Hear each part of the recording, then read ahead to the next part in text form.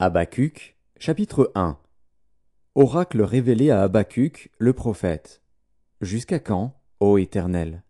J'ai crié, et tu n'écoutes pas. J'ai crié vers toi à la violence, et tu ne secours pas. Pourquoi me fais-tu voir l'iniquité, et contemples-tu l'injustice? Pourquoi l'oppression et la violence sont-elles devant moi? Il y a des querelles, et la discorde s'élève. Aussi la loi n'a point de vie, la justice n'a point de force. Car le méchant triomphe du juste, et l'on rend des jugements iniques. Jetez les yeux parmi les nations, regardez, et soyez saisis d'étonnement, d'épouvante. Car je vais faire en vos jours une œuvre que vous ne croiriez pas si on la racontait. Voici, je vais susciter les Chaldéens, peuple furibond et impétueux, qui traverse de vastes étendues de pays pour s'emparer de demeures qui ne sont pas à lui. Il est terrible et formidable. De lui seul viennent son droit et sa grandeur. Ses chevaux sont plus rapides que les léopards, plus agiles que les loups du soir, et ses cavaliers s'avancent avec orgueil. Ses cavaliers arrivent de loin. Ils volent comme l'aigle qui fond sur sa proie. Tout ce peuple vient pour se livrer au pillage. Ses regards avides se portent en avant, et il assemble des prisonniers comme du sable. Il se moque des rois, et les princes font l'objet de ses railleries. Il se rit de toutes les forteresses, il amoncelle de la terre, et il les prend. Alors son ardeur redouble, il poursuit sa marche, et il se rend coupable. Sa force à lui, voilà son Dieu. N'es-tu pas de toute éternité, éternel, mon Dieu, mon Saint? Nous ne mourrons pas. Ô Éternel, tu as établi ce peuple pour exercer tes jugements. Ô mon rocher, tu l'as suscité pour infliger tes châtiments. Tes yeux sont trop purs pour voir le mal, et tu ne peux pas regarder l'iniquité. Pourquoi regarderais-tu les perfides, et te tairais-tu, quand le méchant dévore celui qui est plus juste que lui? Traiterais-tu l'homme comme les poissons de la mer, comme le reptile qui n'a point de maître? Il les fait tous monter avec l'hameçon, il les attire dans son filet, il les assemble dans ses rets. Aussi est-il dans la joie et dans l'allégresse. C'est pourquoi il sacrifie à son filet, il offre de l'encens à ses rets. Car par eux sa portion est grasse, et sa nourriture succulente. Videra-t-il pour cela son filet, et toujours égorgera-t-il sans pitié les nations? Habacuc, chapitre 2. J'étais à mon poste, et je me tenais sur la tour. Je veillais pour voir ce que l'Éternel me dirait, et ce que je répliquerais après ma plainte. L'Éternel m'adressa la parole, et il dit: Écris la prophétie. Grave-la sur des tables, afin qu'on la lise couramment. Car c'est une prophétie dont le temps est déjà fixé. Elle marche vers son terme, et elle ne mentira pas. Si elle tarde, attends-la, car elle s'accomplira certainement. Voici, son âme s'est enflée, elle n'est pas droite en lui. Mais le juste vivra par sa foi. Pareil à celui qui est ivre et arrogant, l'orgueilleux ne demeure pas tranquille. Il élargit sa bouche comme le séjour des morts, il est insatiable comme la mort. Il attire à lui toutes les nations, il assemble auprès de lui tous les peuples. Ne sera-t-il pas pour tous un sujet de sarcasme, de raillerie et d'énigme? On dira: Malheur à celui qui accumule ce qui n'est pas à lui. Jusques à quand?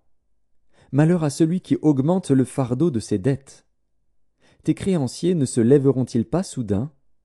Tes oppresseurs ne se réveilleront-ils pas? Et tu deviendras leur proie. Parce que tu as pillé beaucoup de nations, tout le reste des peuples te pillera. Car tu as répandu le sang des hommes, tu as commis des violences dans le pays contre la ville et tous ses habitants. Malheur à celui qui amasse pour sa maison des gains iniques, afin de placer son nid dans un lieu élevé pour se garantir de la main du malheur. C'est l'opprobre de ta maison que tu as résolu, en détruisant des peuples nombreux, et c'est contre toi-même que tu as péché. Car la pierre crie du milieu de la muraille, et le bois qui lie la charpente lui répond. Malheur à celui qui bâtit une ville avec le sang, qui fonde une ville avec l'iniquité. Voici, quand l'Éternel des armées l'a résolu, les peuples travaillent pour le feu, les nations se fatiguent en vain, car la terre sera remplie de la connaissance de la gloire de l'Éternel, comme le fond de la mer par les eaux qui le couvrent. Malheur à celui qui fait boire son prochain, à toi qui verses ton outre et qui l'enivre, afin de voir sa nudité. Tu seras rassasié de honte plus que de gloire. Bois aussi toi-même, et découvre-toi. La coupe de la droite de l'Éternel se tournera vers toi, et l'ignominie souillera ta gloire. Car les violences contre le Liban retomberont sur toi, et les ravages des bêtes t'effrayeront, parce que tu as répandu le sang des hommes, et commis des violences dans le pays, contre la ville et tous ses habitants. À quoi sert une image taillée, pour qu'un ouvrier la taille? À quoi sert une image en fonte et qui enseigne le mensonge, pour que l'ouvrier qui l'a faite place en elle sa confiance, tandis qu'il fabrique des idoles muettes?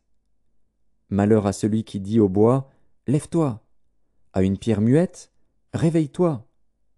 Donnera-t-elle instruction? Voici, elle est garnie d'or et d'argent, mais il n'y a point en elle un esprit qui l'anime.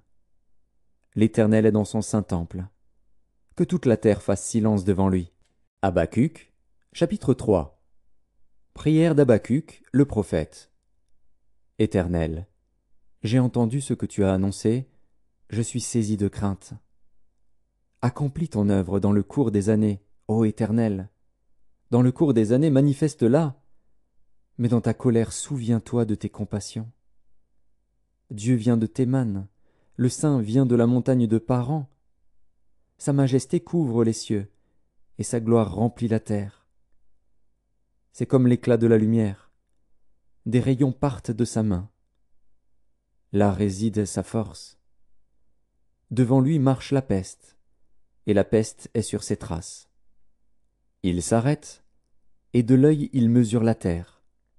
Il regarde, et il fait trembler les nations. Les montagnes éternelles se brisent, les collines antiques s'abaissent. Les sentiers d'autrefois s'ouvrent devant lui. Je vois dans la détresse les tentes de l'Éthiopie, et les tentes du pays de Madian sont dans l'épouvante. L'Éternel est-il irrité contre les fleuves? Est-ce contre les fleuves que s'enflamme ta colère? Contre la mer que se répand ta fureur, pour que tu sois monté sur tes chevaux, sur ton char de victoire? Ton arc est mis à nu. Les malédictions sont les traits de ta parole. Tu fends la terre pour donner cours aux fleuves. À ton aspect, les montagnes tremblent, des torrents d'eau se précipitent. L'abîme fait entendre sa voix, il lève ses mains en haut. Le soleil et la lune s'arrêtent dans leur demeure, à la lumière de tes flèches qui partent, à la clarté de ta lance qui brille. Tu parcours la terre dans ta fureur, tu écrases les nations dans ta colère. Tu sors pour délivrer ton peuple, pour délivrer ton oint.